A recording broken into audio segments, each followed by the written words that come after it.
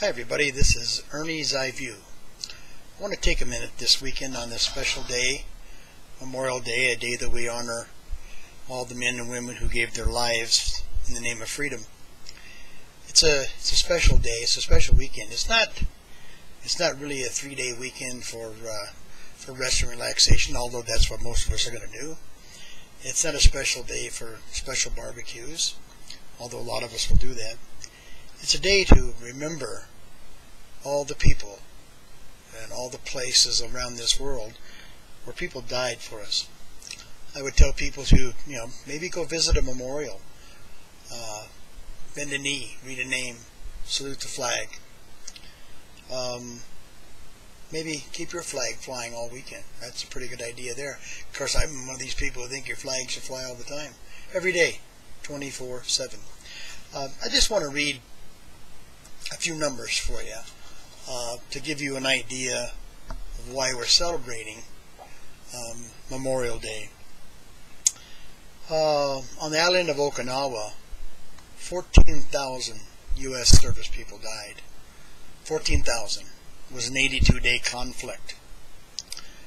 A little small island of Saipan, 3,426.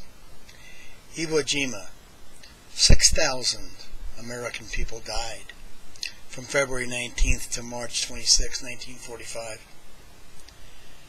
Guadalcanal on August 7, 1942 to February 1943. Over 3,000 people died. There are other places like the Coral Sea, Midway, the Philippines, Tarawa, all around the Pacific. In the European theater in Normandy, we had 10,000 casualties storming the beaches on June 6, 1944.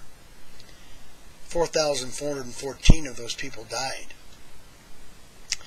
Then there was the Battle of the Bulge. Back in the Pacific, there was the Battle of Corregidor.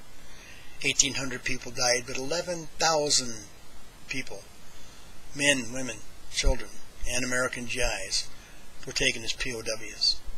Then there was a little island called Bataan. Back in the old days, as some of you would put it, in World War I, 116,516 American soldiers and service people died.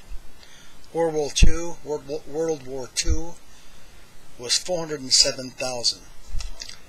In the Revolutionary War, the war that won us our independence in our country, 25,000 patriots, American patriots, died.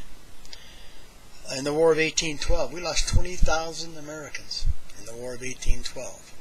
You need to look some of these up and read about them and find out what happened and why we were in that conflict. The War of 1812, we lost 20,000 people. Like I said, the Civil War was the biggest war because, in casualty-wise anyway, because we're Americans fighting Americans. There were 625,000 Americans from the Union side and from the rebel side. 625,000 Americans. The Korean War, they gave us 36,515 casualties. The Vietnam War was 58,209. An almost forgotten war. The war when these soldiers came home, people spit at them, called them baby killers, peed on the American flag in front of them, burned the flag in front of them, called them animals, everything you could think of. In the Iraq War, we lost 4,489 American soldiers, men and women.